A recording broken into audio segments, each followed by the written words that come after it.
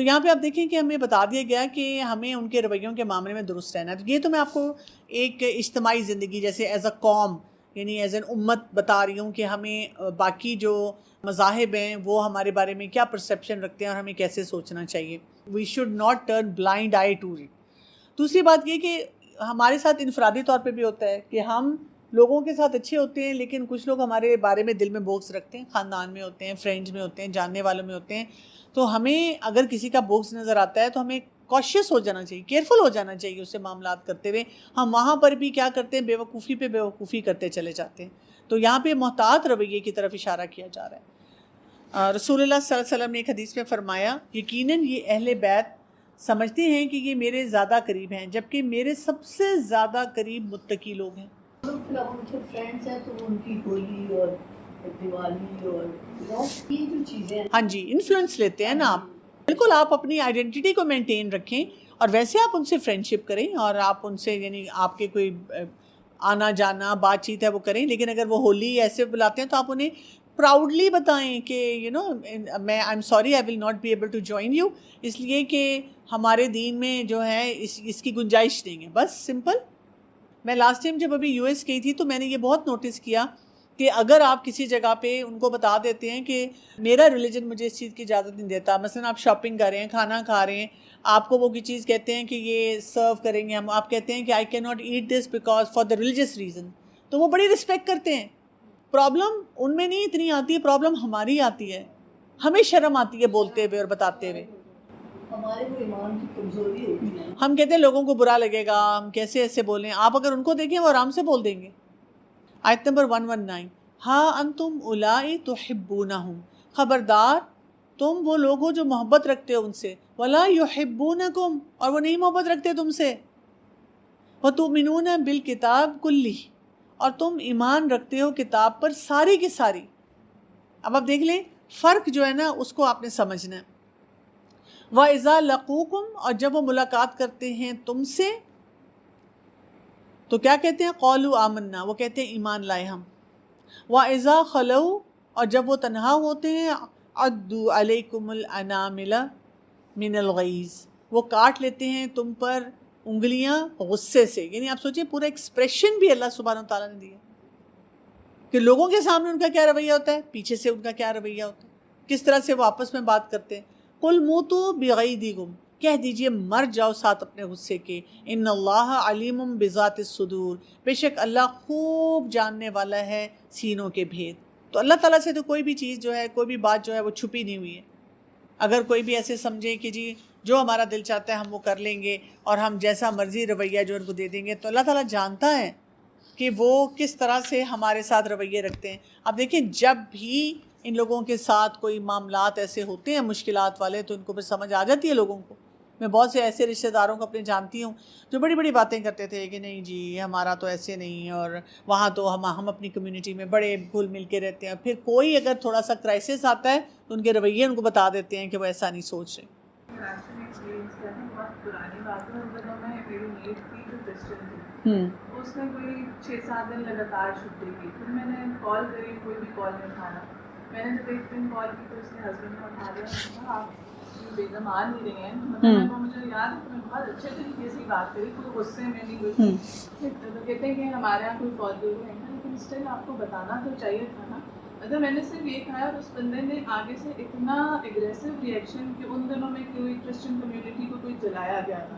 کہتے ہیں آپ لوگ ہمارے بندے مار دیتے ہیں اور آپ ہم سے مطلب میں ایک دم اتنی ہوئی کہ بات کیا ہو رہی ہے اور وہ بات کو کہاں سے کہاں لے کے جائیں. تو وہ جو ان کے دلوں میں بغض اور وہ چیز ہوتی ہے جب ان کو موقع ملتا ہے وہ آپ کو بتاتے ہیں. جی بالکل ایسی ہے. ایکچولی بات یہ کہ جہاں پر بھی مائنورٹی ہوتی ہے نا وہ ان کے چیلنجز ہوتے ہیں، اور ہمارے مسلمان کمیونٹی میں نہیں ہونے چاہیے مائنورٹی کو چیلنجز، لیکن ہمارے مسلمان کمیونٹی میں نان مسلمس کو چیلنجز اس لیے ہوتے ہیں ہم نے قرآن جو نہیں صحیح طرح پڑھا ہوا. ہمارے یہاں پہ آپ دیکھیں جیسے مجھے یاد ہے کہ میں نے کچھ عرصہ پہلے بھی ایک میڈ رکھی، تو وہ جس وقت میڈ آئی نا میں اپنے آفس چلی گئی تھی، تو میری جو دوسری ملازمت تھی اب مجھے فون پہ فون کری. میں نے کہا پتہ نہیں کیا کرائسس ہوا، تو مجھے وہ کہتی باجی وہ لڑکی آ گئی ہے تو وہ تو کرسچن ہے، مجھے یہ نہیں پتا تھا. میں نے کہا تو ہاں کوئی بات نہیں، اگر کام اچھا کرتی ہے ریلائبل سورس سے آئی ہے تو ہم رکھ لیں گے. اچھا باجی پھر وہ اس کو برتن کون سا دینا ہے چائے کے لیے کھانے کے لیے؟ میں نے کہا وہی دینا ہے جو ہے. جیسے ہم لوگ تو ہاسپٹل میں ہوتے ہیں، ہماری نرسز کرسچن بھی ہوتی ہیں، مسلمان، وہ بھی گھر سے کھانا لاتی ہیں.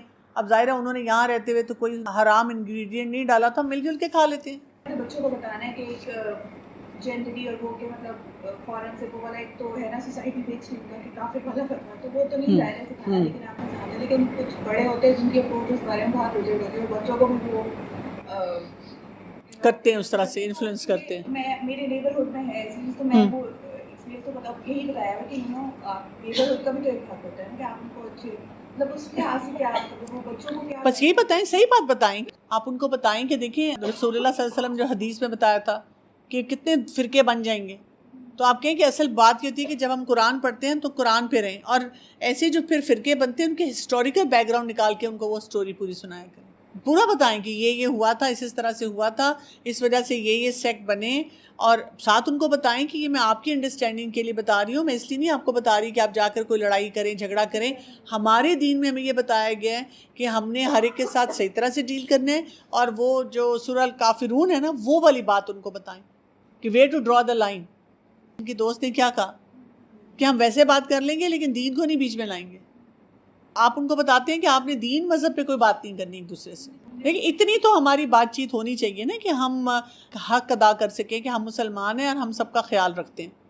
پھر اس کے بعد آیت نمبر 120 آ رہی ہے، ان تمسسکم حسنۃ، اگر پہنچے تمہیں کوئی بھلائی، تسؤہم، وہ بری لگتی ہے انہیں، اور اگر پہنچے تمہیں کوئی برائی، یفرحوا بہا، وہ خوش ہوتے ہیں اس پر. وَإِن تَصْبِرُوا، اور اگر تم صبر کرو، وَتَتَّقُوا، اور تم تقوی کرو، لا يَضُرُّكُمْ كَيْدُهُمْ شَيْئًا، نہ نقصان دے گی تمہیں چال ان کی کچھ بھی. اب آپ دیکھیں ہمیں پرنسپل اصول کیا بتایا جا رہا ہے، صبر اور تقوی. ہم نے اپنے ایمان کو بڑھانا ہے، ہم نے سارا دن ان کے مورل پیٹرولنگ نہیں کرنی. اگر وہ کوئی غلط کام کر رہے ہیں they are going to be accountable for themselves. ہم ایک صحیح رول ماڈلنگ پوزیشن میں جائیں تاکہ اگر اس سے کوئی انفلوئنس لینا چاہتا ہے تو انفلوئنس لے لے، فائدہ ہو جائے اس کا. تقوی، اور دوسرا ان کے ساتھ ہر ڈیلنگ میں تھوڑا سا محتاط رویہ، صبر. ان اللہ بما یعملون محیط، بے شک اللہ ان کو جو وہ عمل کرتے ہیں گھیرنے والا ہے. تو سب اللہ تعالیٰ کے کنٹرول میں ہے. اس کے بعد ہم دیکھتے ہیں کہ آیت نمبر 121 جو آ رہی ہے، اب یہاں سے تھوڑا سا اس کا پس منظر جو ہے وہ غزوہ احد ہے. اور غزوہ احد کے بارے میں ہمیں پتہ ہے کہ یہ 3 ہجری شوال میں پیش آیا تھا، اور اس میں مشرکین جو تھے وہ بڑی بھاری تعداد میں تھے، اور کیونکہ بدر کے موقع پہ جب وہ آئے تھے تو بڑے زوم میں آئے تھے کہ ہم جیت جائیں گے، اور وہاں ان کو شکست ہوئی بہت بڑی، اور وہ سمجھے کہ ایک گلوبل مارکا تھا، پوری دنیا میں مسلمانوں کی دھاک بیٹھ گئی. اب وہ اس موقع پہ دوبارہ بدلہ لینا چاہ رہے تھے، اور انہوں نے کیا کیا کہ چاروں طرف سے لوگوں کو جمع کیا. 3000 کا لشکر جو تھا وہ لے کر آئے، پورے ساز و سامان کے ساتھ انہوں نے مدینہ پہ چڑھائی کرنے کے لیے آئے. تو جب رسول اللہ صلی اللہ علیہ وسلم نے صحابہ کرام سے مشورہ لیا تو تب یہ فیصلہ ہوا کہ ہم کھلے میدان میں یعنی شہر سے باہر جو ہے نا یہ جنگ کریں گے. حالانکہ آپ صلی اللہ علیہ وسلم کی ذاتی رائے یہی تھی کہ ہم مدینہ میں رہ کے جنگ کریں. اور اس وقت ہم دیکھتے ہیں کہ جو رئیس المنافقین تھا عبداللہ بن ابی، اس نے کیا کیا تھا، اس نے پہلے بڑا جوش دکھایا اور بعد میں وہ پیچھے بیک آؤٹ ہو گیا تھا. اور وہاں سے تو اس کے پس منظر میں بتایا جا رہا ہے کہ مسلمانوں کو اللہ تعالیٰ کی طرف سے کیسے کیسے مدد آتی ہے. وَإِذْ غَدَوْتَ مِنْ أَهْلِكَ، اور جب صبح سویرے نکلے آپ گھر والوں سے، تُبَوِّئُ الْمُؤْمِنِينَ، آپ متعین کر رہے تھے مومنوں کو، مقاعد للقتال، ٹھکانے مورچوں پر جنگ کے لیے. واللہ سمیع علیم، اور اللہ خوب سننے والا، خوب جاننے والا ہے. یہ رسول اللہ صلی اللہ علیہ وسلم کی ایک لیڈرشپ کوالٹی یہاں پہ آ رہی ہے. جیسے آپ دیکھیں ہماری کمپنیز میں سی ای او سوئے رہتے ہیں، 12 بجے 1 بجے آتے ہیں بیچارے، باقی کام کرنے والے صبح صبح موجود ہوتے ہیں. لیکن یہاں پہ رسول اللہ صلی اللہ علیہ وسلم کا کیا طریقہ بتایا جا رہا ہے، صبح سویرے نکلے. اس کا مطلب ہے صبح کی وہ جو وقت کی برکت ہوتی ہے اس کو انہوں نے حاصل کیا کہ صبح سویرے نکل کر اپنے گھر سے فریش موڈ میں اب وہ کیا کر رہے ہیں، مومنوں کو ان کی پلیسنگز بتا رہے ہیں، ڈیلیگیٹ کر رہے ہیں سارے امپورٹنٹ ٹاسک، کس جگہ پہ، کس مورچے پہ، کس جگہ پہ ہونا ہے. واللہ سمیع علیم، اور اللہ تعالیٰ خوب دیکھنے والا اور خوب جاننے والا ہے. پھر اس کے بعد کیا ہے، آیت نمبر 122، اذ ہمت طائفتان منکم ان تفشلا، اور جب ارادہ کیا 2 گروہوں نے تم میں سے کہ وہ دونوں بزدلی دکھائیں. واللہ ولیہما، اور اللہ مددگار تھا ان دونوں کا. وعلی اللہ فلیتوکل المؤمنون، اور اللہ ہی پر ہے پس چاہیے کہ وہ توکل کریں ایمان والے. اب وہاں پہ وہ بتایا جا رہا ہے کہ اتنی میسو وہاں پہ ایک پوری وہ پلاننگ ہو رہی ہے، اور یہ 2 گروہ جو ہیں اس میں سے بزدلی دکھا رہے ہیں، ایک تو پیچھے چلا گیا. لیکن آپ سوچیں جب ساتھ بھی رہا ہوگا تو وہ ڈبل مائنڈیڈ ہوگا کہ پتہ نہیں ہم کیا فیصلہ کریں، ٹھیک بھی کریں کہ نہیں کریں. اور اللہ کس کا ولی ہے؟ وہ جو اللہ پہ بھروسہ کرتے ہیں. اس سے کیا پتہ چلتا ہے؟ جب آپ کو اپنی زندگی میں صحیح فیصلہ لیتے ہیں، کلیئرٹی کے ساتھ لیتے ہیں کہ یہ اللہ کے حکم کے مطابق ہے.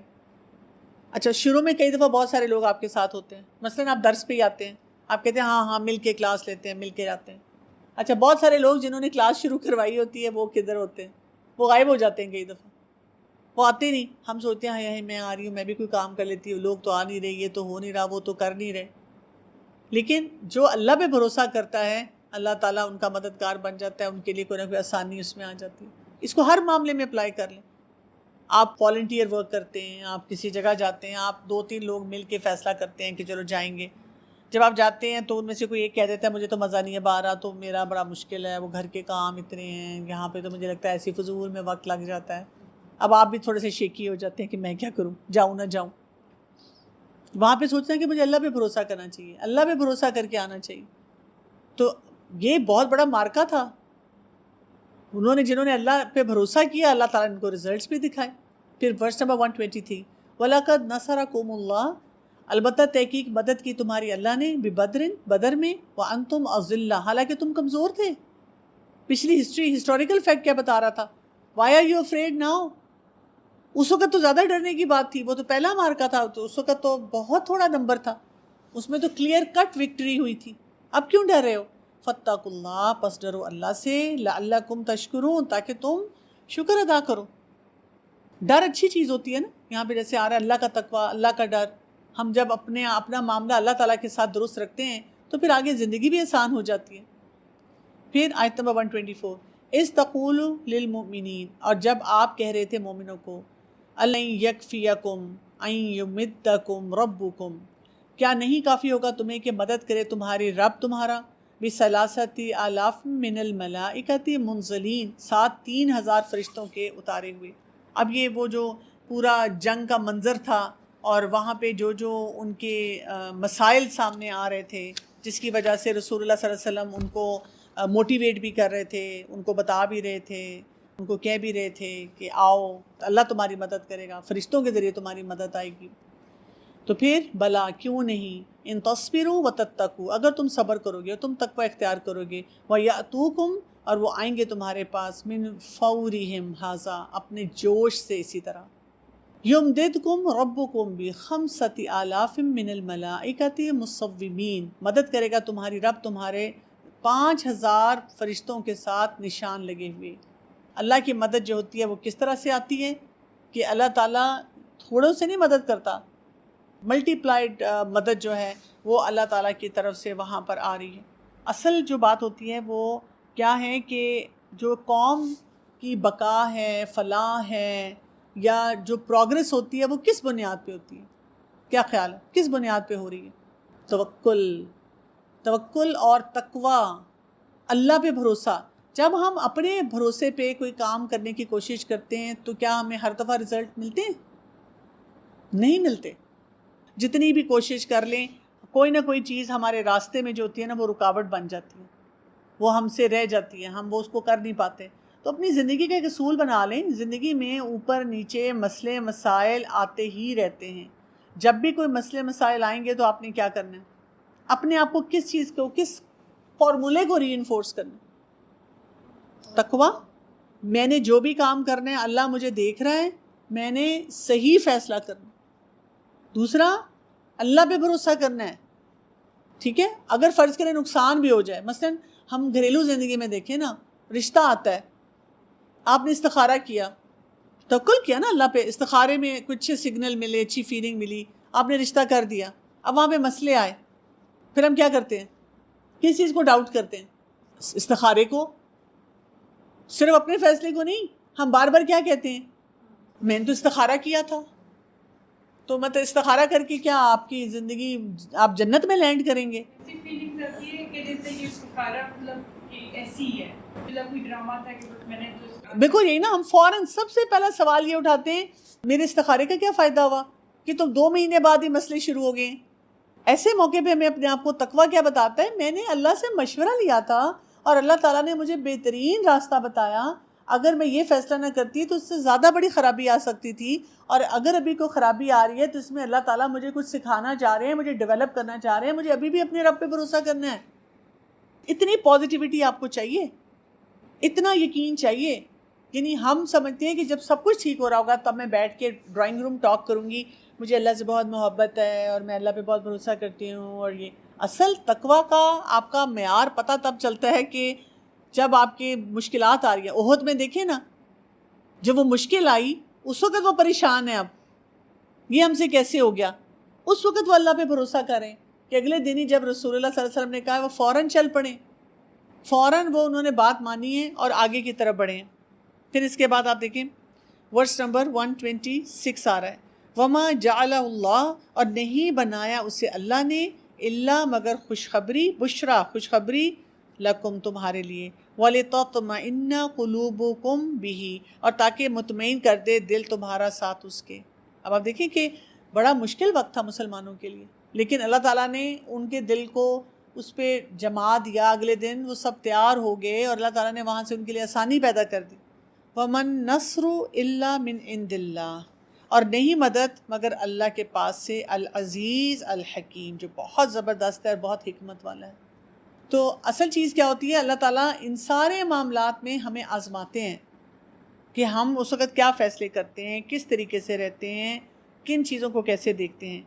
پھر آیت نمبر 127 آ رہی ہے، لِيَقْطَعَ طَرَفًا مِّنَ الَّذِينَ كَفَرُوا أَوْ يَكْبِتَهُمْ فَيَنْقَلِبُوا خَائِبِينَ، تاکہ وہ کاٹ دے ایک حصہ ان کا جنہوں نے کفر کیا، یا وہ ذلیل کر دے انہیں تو وہ لوٹ جائیں نامراد ہو کے۔ تو اللہ تعالیٰ ٹیسٹ، آزمائشیں اس لیے بھیجتا ہے، اللہ تعالیٰ چاہتے ہیں کہ جو کفر کرنے والے ہیں وہ بھی الگ ہو جائیں، جو غلط کام کرنے والے ہیں وہ بھی ڈسٹنکٹیولی نظر آ جائیں۔